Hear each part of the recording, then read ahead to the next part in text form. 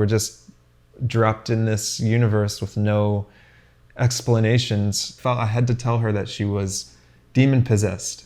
Trying to convert atheists led me into something closer to atheism. I love chocolate. God hears me and sees me.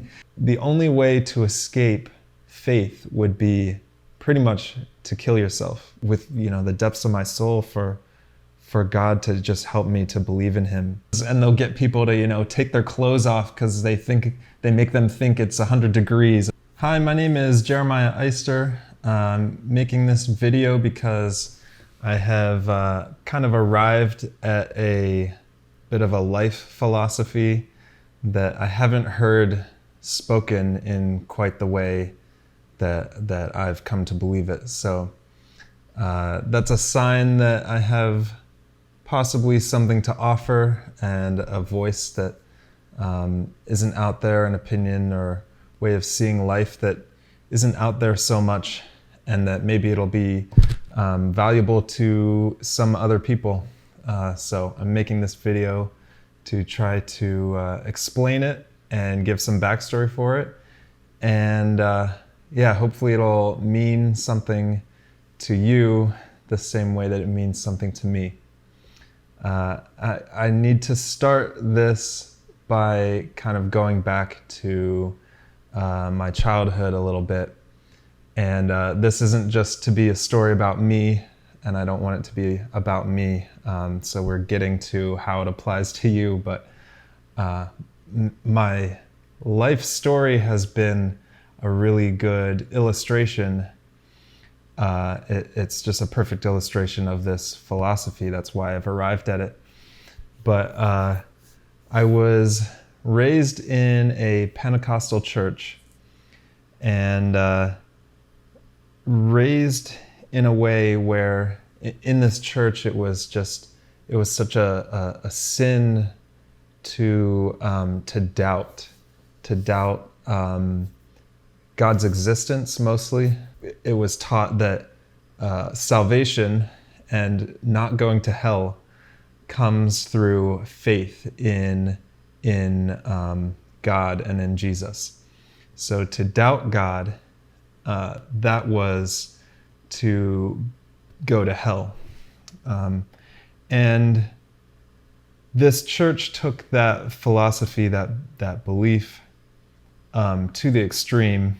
So much was based on faith. So, and faith in a form of like you had to work it up. So I've seen movies before where it's like, if you just believe hard enough, if you just believe, it will come true. Or like The Matrix, in the scene where the kid bends the spoon, and the kid says you have to realize that the spoon is not there, and then it bends. And there was a philosophy like that at the core of this church. You had to believe, and whatever you believed in would happen, kind of regardless of what God wants or what the laws of the universe are. The harder you believe it, the more likely it will be to become true. Whether that be healing, like someone being healed of cancer, or even claims of being like regenerating a limb, or like anything you can imagine, or predicting the future, or knowing something about a person internally. It was believed that the more faith you had, the more kind of superpowers you could have.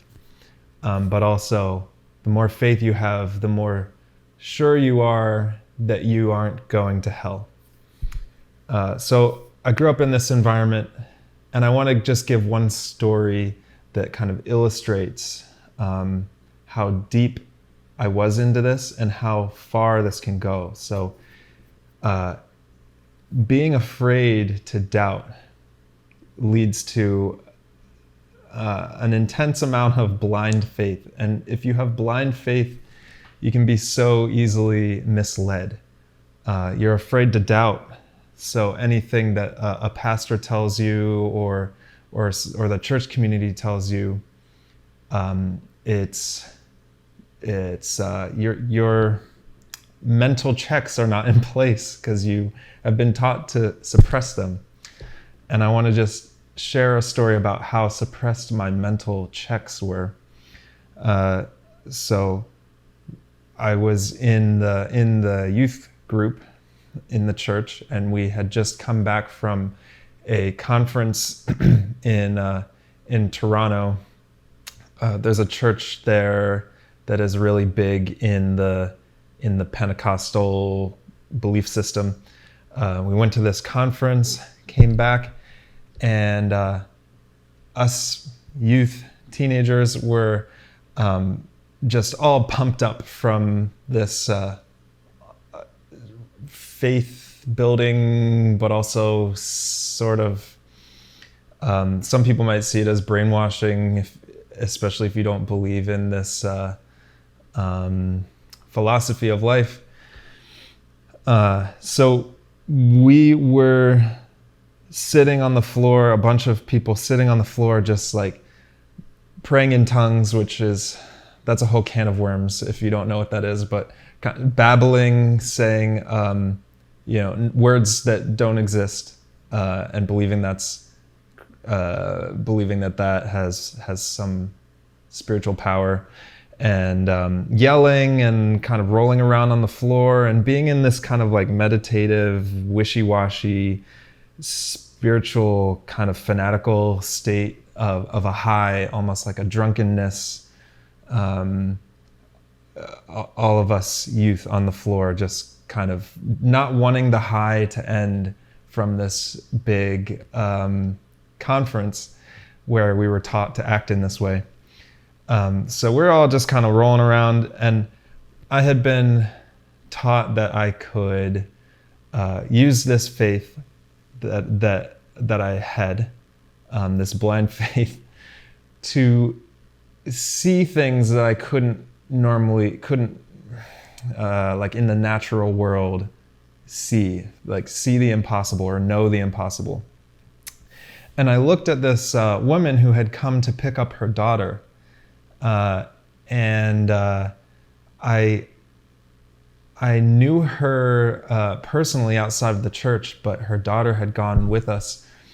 And she was not a part of the church. She had just come in and got swept up in the emotion. And she was on the floor too. And it's a powerful thing when that stuff starts going. So I looked at her and I thought that there was a voice in me that said that she hears demons, or that she's demon possessed. Like something in my mind thought that, because I don't know why I was taught to be in touch with feelings or try to like see the supernatural in anything.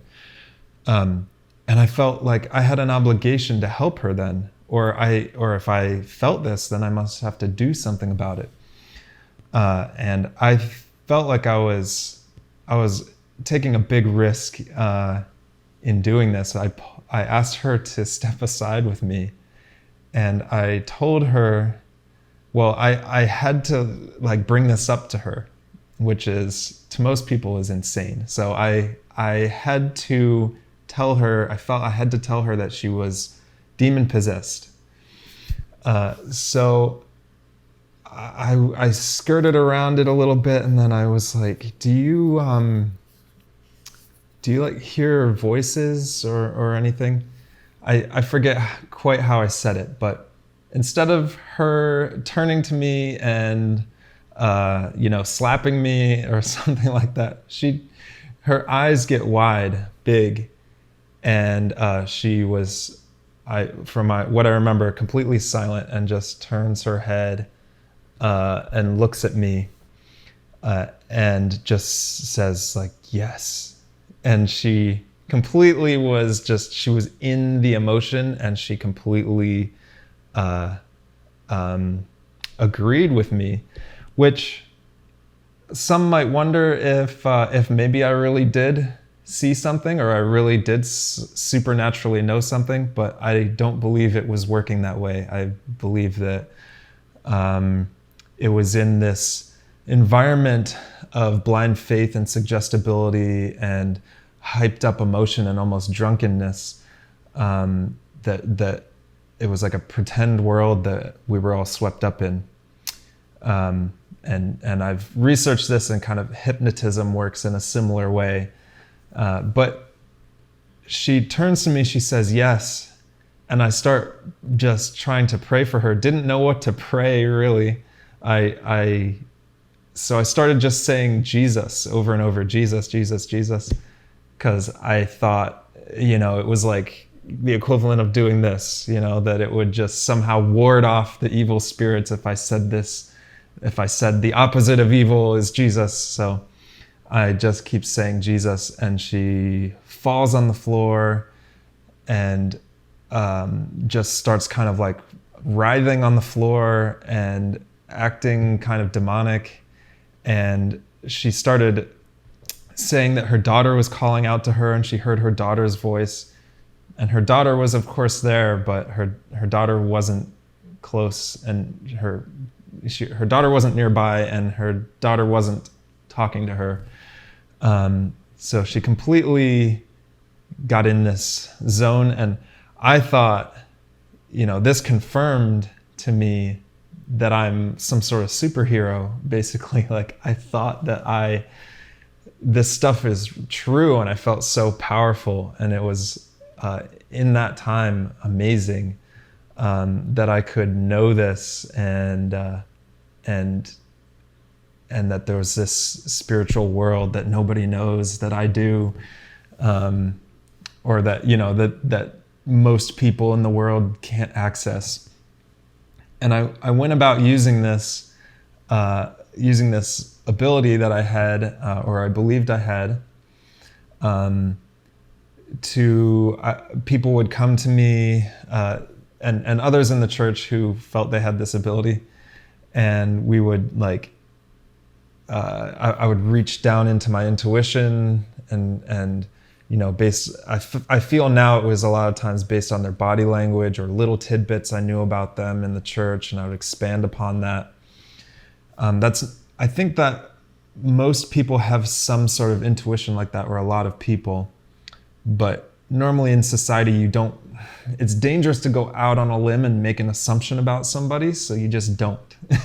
But if you wanted to, you could. And in this environment, it was encouraged to go out on a limb and say something about someone in your intuition that nowhere else in the world or in society are you allowed to do this. So it felt so special and supernatural. And I'd just say, sometimes it was like ridiculous things. I remember one time I said to someone, I feel like you like chocolate, or something like that. And she's like, I love chocolate.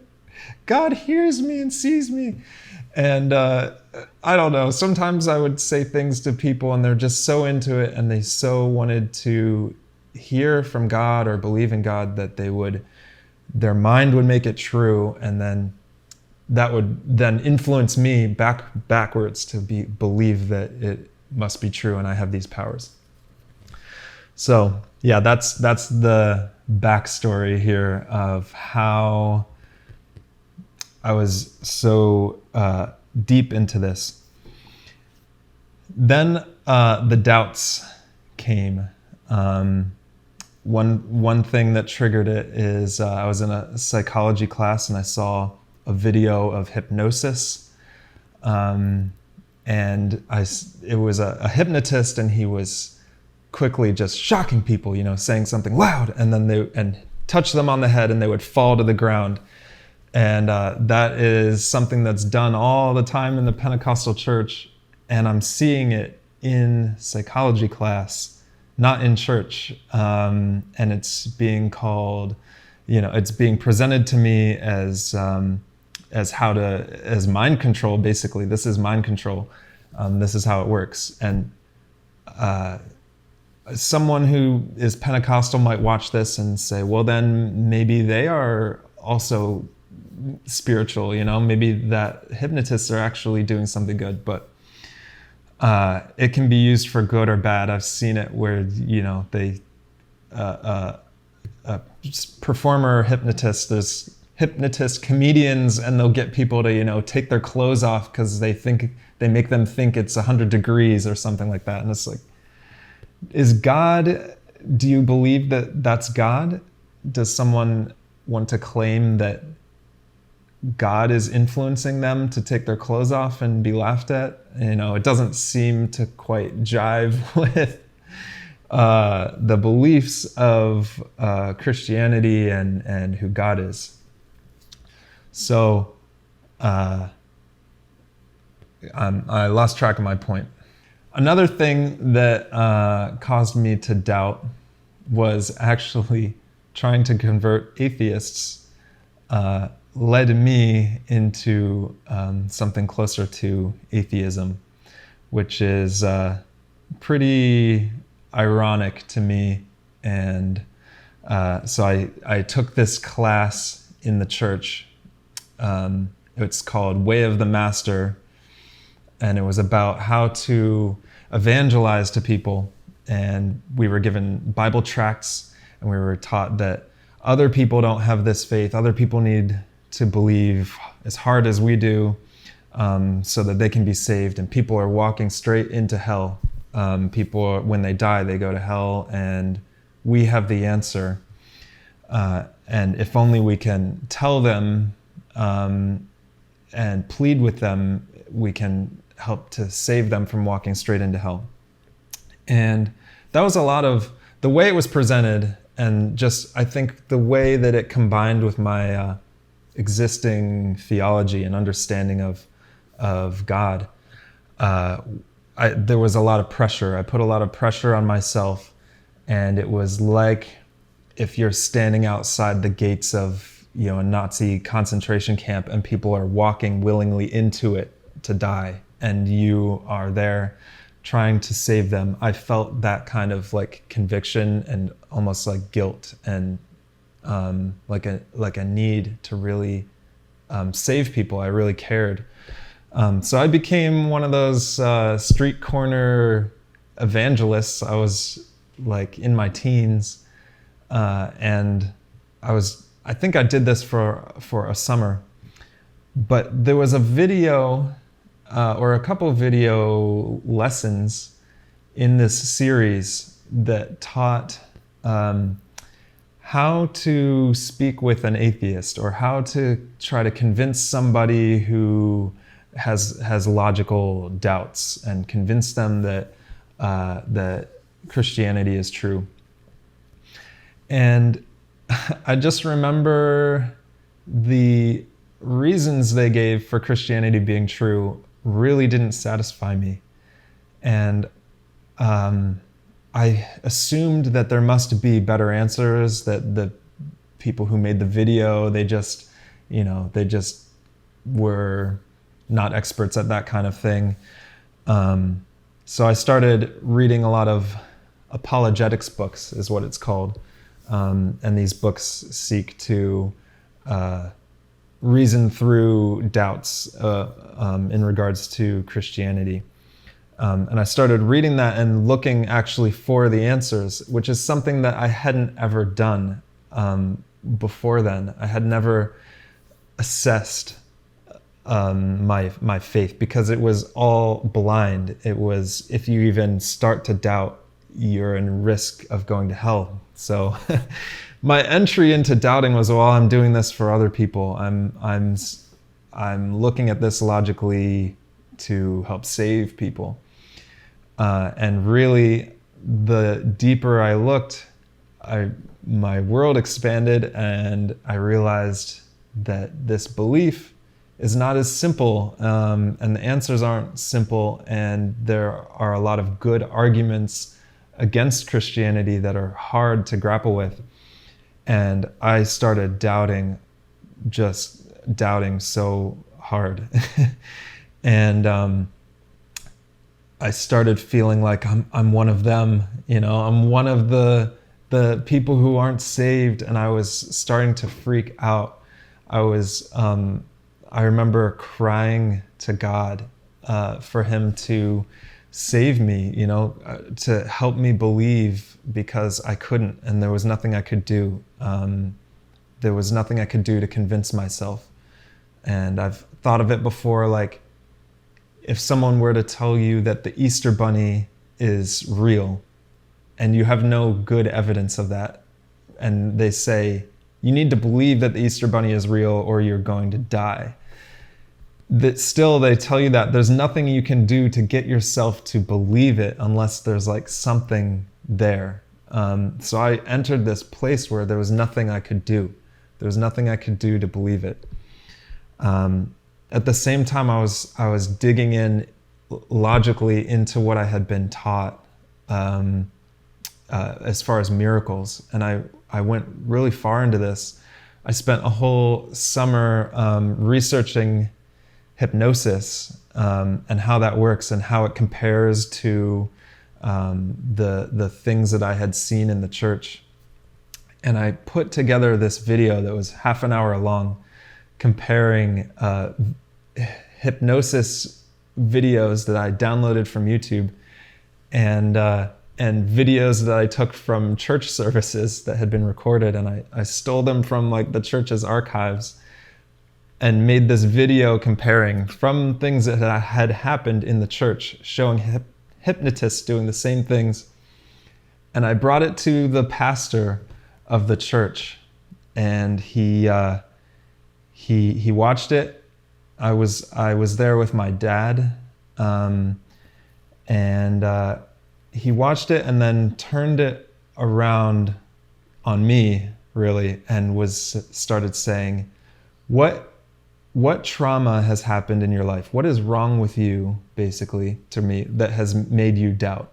Which is ironic, because I look back at it and a lot of the trauma, I think, came from things that church was teaching. So there was some trauma there, but he was saying, what trauma has happened to make you doubt? Like, what is wrong? Like, what is wrong with you, basically? And I remember just like, I started crying, and he looked like the strong one. And I went in there trying to convince him that something was wrong in the church. So I started crying. I felt very, very broken, because I had been pleading and praying to God and trying with the depths of my soul for God to just help me to believe in him. And it felt like I had been abandoned by God, and I couldn't save myself, and it felt like God wouldn't do the things that were needed to save me either. I couldn't have that faith that I needed. So I told the pastor that it was just on logical grounds. It wasn't trauma. I was just trying to explore logically. And then the next church service I was in, he goes, I feel that someone in the service right now, God is telling me that there's someone here who's experiencing doubts. And I'm sitting here, and the curtain is being opened before my eyes of how manipulative the church was, and how kind of how the brainwashing that was going on. And he's saying, I feel in the spirit someone here is doubting. And he's like, I'll wait for you to stand. And I didn't stand. And someone else stood up, and he says, I feel there's someone else. There's another person who needs to stand. There's another person, God is telling me, who has doubts. And he would not continue the service. And so I stood up. I think today I would probably have just walked out, but I stood up, and people came around me, and they're praying in the typical Pentecostal loud way, trying to beat the faith back into me. And I just felt bitter and hardened, angry, just so angry. And they finished praying for me, and people started dispersing. And a woman said to me, I see in the spirit, I see that your doubt is gone. It's gone now. And I just looked at her and kind of nodded my head, and inside, like, the doubt had grown so much. And this anger, I felt like I hated Christians at that time. I felt like I started being in the same church services and just feeling just bitter anger. So eventually, of course, I walked away from the church and from those beliefs, decided that I was agnostic. And that's what I began calling myself, because I couldn't know that God doesn't exist. I believe there's no way to know that. But I couldn't get myself to a place where I believed that God exists either. And still in that time, I had a conversation going in my head with God, and I gave up kind of in that time, and I said, God, you must have me. Like, if you exist, there's nothing I can do. I've tried, I've read these books, I've tried crying out to you. I want to believe, but there's nothing I can do to get myself to believe, no matter how hard I try. So if you're there, you must have me. Like, you must be taking care of me in some way. If you're there and you're loving, because I know there's nothing else I can do. And I went on from there, and I decided I was agnostic and started to just kind of make my own beliefs about what was right. And they were very closely tied to my upbringing, but I made definitely compromises, I didn't hold so closely to what I was taught growing up. And I started, of course, as probably a reaction to my that upbringing. My core philosophy began to be something like, question everything that's told to you. Doubt it. Doubt it hard. Ask questions. Don't believe anybody's crap that they tell you is true, because it very well may not be true. And guard yourself. Like, I started really just guarding. I was afraid of accepting any ideology, because it could lead down a slippery slope into me adopting the whole thing, whether it's true or not. So I was very proud to be, independent thinker. There was nothing. I had no belief. There was nothing holding me down. I could question anything. I was free. I remember telling some people who were trying to bring me back to faith, they would say, they would push me, and something that would get people off my back like that is I'd say, I can't explain why, but I'll tell you the truth. Since I have left Christianity, I have more peace. You think that that Christianity gives more peace? You think that Christianity frees you, and that's just taught over and over again. But I have never felt more at peace and more free in my life than when I started doubting, than when I left this belief system. And there was something, though, that started working its way into my understanding, because over time I started realizing that I can't create no matter how hard I try, even though, like, the same way as I couldn't believe in God no matter how hard I try. I couldn't be completely absent from belief or something that guides me. And something that really sticks out to me that illustrated this was a philosophy class I took. And there was this guy in the class who would just question everything the teacher said. People would roll their eyes. He had this weird attitude. He had like a fedora and a weird way of talking. I can't even explain it. But people would just snicker and laugh at things he said. But he would push the teacher and say, like, what is the meaning of life? We were kind of exploring that in the class. And the professor, his kind of end answer was to create the maximum happiness, across the globe. So maybe one person suffers for the happiness of others, and they suffer to create more, net happiness for the world. So happiness was, to him, the meaning of life, net happiness. This student, every time the professor would say this, the student would say, "That is a terrible argument. That is a terrible argument."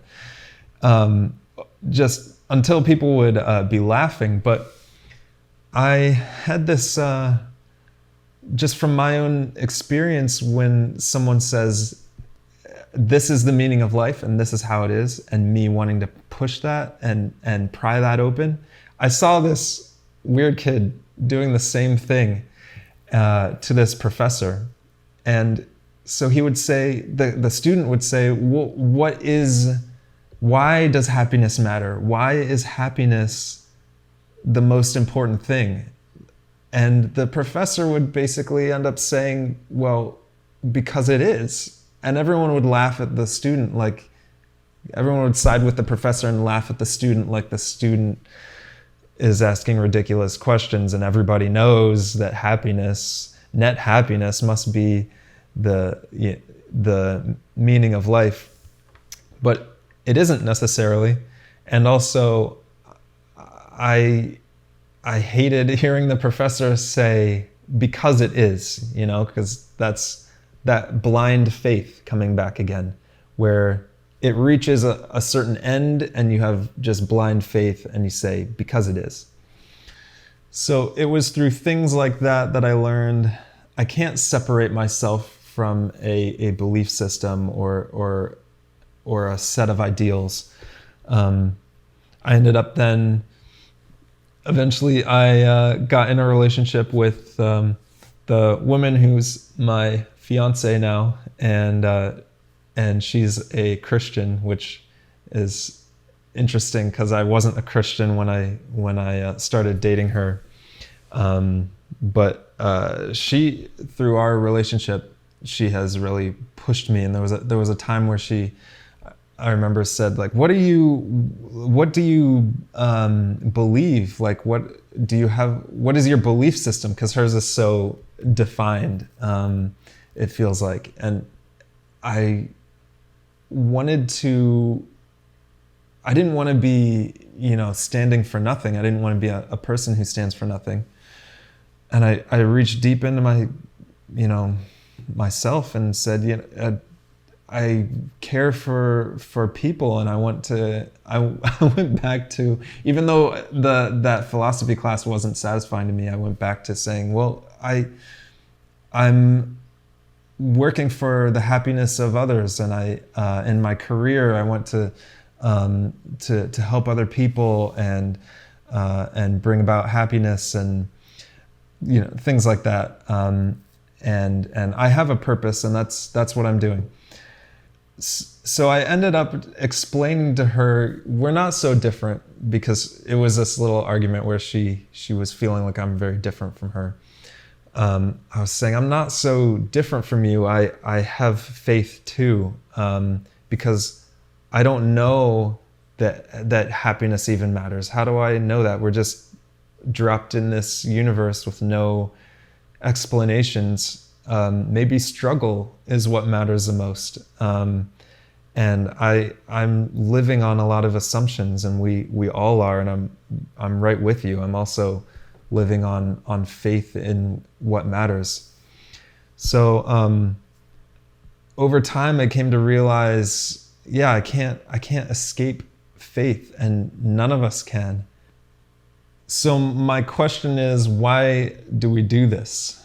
This is like a leading question, and something that starts getting into where this new philosophy comes from. So I promise it's coming around to something that hopefully can apply to you. But why do we have faith in things that we don't know? Like, why don't we just go around fully just saying, I don't know? Even me trying as hard as I could to be that person, because I was running from having faith in anything, I couldn't do it. And it's really like, to do anything in life, to get up out of bed, is you are making a decision. You're putting a value statement on, I value brushing my teeth today. So therefore I value my health. Why do I value my health? Well, because I want to be happy and live long. Why does living long matter? I don't know. Everything ends in a I don't know, and you're just doing a bunch of things on a lot of assumptions of what matters. So you can't escape. By doing anything, you can't escape. And really, the only way to escape faith would be pretty much to kill yourself. It would be suicide, because to do anything, to live, to exist, and have a consciousness, you have to be making decisions, and any decision you make is based on faith in what matters. So even if you stayed in bed, that says something about what you value, even the things you choose not to do. So if you stay in bed, maybe you value, self-indulgence. And why do you value self-indulgence? And it comes down again to something you can't fully explain. So when we get really down to it, the reason that we have faith and the reason why we do anything in life is basically it saves our lives. It is living itself. Faith is to live. And to believe in something and to believe it matters, we have to like convince ourselves that something matters, even though we know nothing. We're just born on this earth, and we don't know what ultimately matters. It's not a given. But that faith really just saves us. The next thing that I've realized is that not only do we all have faith and are we all bound to having faith and can't escape it, but that my fears about faith and some of the reasons why I avoided it after doubting and leaving the Pentecostal church, those fears are actually real. And my fears were that by having faith, we are somehow, or that I will somehow brainwash myself into something, that I'll brainwash myself into a belief system that I can't prove. And we are all somehow bound to doing this. So an example of how this might work is, my job is design, industrial design. I design products, and for me, maybe I make my career my thing that saves me, my thing that keeps me alive. That's my savior. But I can't prove that it is actually of value in the grand scheme of things. But I do it, and if I were to start really doubting that it matters, doubting that my career matters, I'm going to stop doing the thing that I've established as a thing that I do that keeps me living, that keeps me from suicide, basically. So I essentially, by doubting its value, I stopped doing the thing that saves me, and I'm not saved by it anymore. And this happens all the time, and that's like when you lose a passion or something, and you say, oh, no matter, I've got some other things lined up. My family, that's what's most important now. And you dive into that. And that is what gives your life purpose. That's what saves you. And then if you start to doubt that matters and that is of ultimate importance, you stop being able to perform in that. So you kind of lose your salvation a bit. So I've realized that the way I was a religious zealot, saving myself through blind faith out on a street corner and unable to confront the truth that what I was doing might not actually be saving me because I was afraid of that faith and afraid of that doubt, and that if I doubted hard enough, I would stop doing the things that saved me. I would stop having the faith that saved me. And we're all caught in this. We're all trying to do something that we can't prove is valuable because we believe that it saves us somehow in a way we can't prove. So my fear in accepting any belief system, I think there's some validity to that, because by fully diving into anything, you might be kind of wasting your life's effort or deceiving yourself and going further and further and further down a path to save yourself, and meanwhile doing something that's not true. And that was just such a huge fear of mine, is doing something, spending my life on something again that has brainwashed me. That isn't true.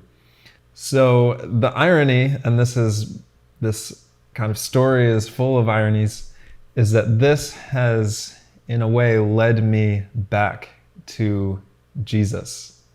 With Christianity, you can actually, it's like the one thing perhaps you can doubt after all. It comes full circle, but it was the one thing I thought I couldn't doubt when I was younger, and maybe it's the one thing that you can doubt and still be saved by, because it's the one thing where it's not about you. It's not about how hard you work. It's not about how hard you believe it, because the concept in the first place of Christianity and of what Jesus did is he said, you can't do it. You can't save yourself. You are imperfect. We are imperfect. And this has led me to look back on that time when I thought I lost my faith. I thought I lost my salvation when I was younger because I couldn't keep having that faith by myself. The one thing, like I thought you could murder somebody and still go to heaven because you believe in Jesus and you believe in God, and therefore God saves you. The one thing though that I thought was unforgivable, the doubt, is what found me and broke me, and showed me that I can't do it on my own, and that even my faith isn't enough. The faith that I work up can't be enough. And I look back on that time and I think, wow, maybe that moment, the times where I thought God abandoned me, is actually the first time when God really saved me. When I said to God that I don't know how to have faith no matter how hard I try, so I trust that if you're there, you must have me. because there's nothing else I can do. That is the concept of Christianity. And that is like the first time that I got it was when I lost my faith and found a new faith in saying, that I can't do it, so God must have to do it, and I don't understand, but God must have to do it. And that freed me, and I think that is what gave me that joy, that freedom and that peace, is knowing that I can't do it. I can't even have full faith in Jesus. I can't have full faith in God, and I never will. I don't believe I ever will on earth. And but I think what Jesus came to say was that is our condition, and I can't see any other belief system where you can pick it apart like that and fail at doing that belief system, and pick it apart and doubt and start to falter and still be saved, by it. And that's kind of the beauty, and it's very logically freeing. So something that when I first started doubting, I thought Christianity was very logically binding, and that it puts minds in a box. I've realized everybody is in a box. Everybody is controlled by something. Everyone is having some blind faith in something they believe that matters. And this is perhaps the one thing that actually frees us to fail, frees us to be honest, and still be saved, because it's not about us. So I hope that what I shared here was helpful to you. I haven't heard anybody say this thing that I'm saying in quite the way I'm saying it. So, if you're a Christian and you think this is heresy, let me know. And if you are an atheist and you think I'm being ridiculous and you can prove why, let me know, because I want to hear that, and I am set on seeking the truth. And but I hope that this has challenged you to assess, what is it you're living for? Do you have blinders on? It sounds a little bit, pointing the finger, but we've all done it, and I'm like the poster child of having blinders on. And, that's always a risk, even now that I am not doing what's ultimately true. And this is where I need the grace also. So, but yeah, like where do you potentially have blinders on? What do you pour your life into, but you can't prove matters? How do you know it matters? And yeah, do you have a system of grace for when you lose that path, when you start doubting it and stop being able to perform in that? What happens? Do you jump to the next thing that you can't prove matters? Or do you reconvince yourself that your goal matters? Or is there some system of like a savior kind of figure or something like that allows you to doubt your own system of belief and still continue on doing and acting and living? Thank you for watching, and I'd love to hear your thoughts and how this impacts you.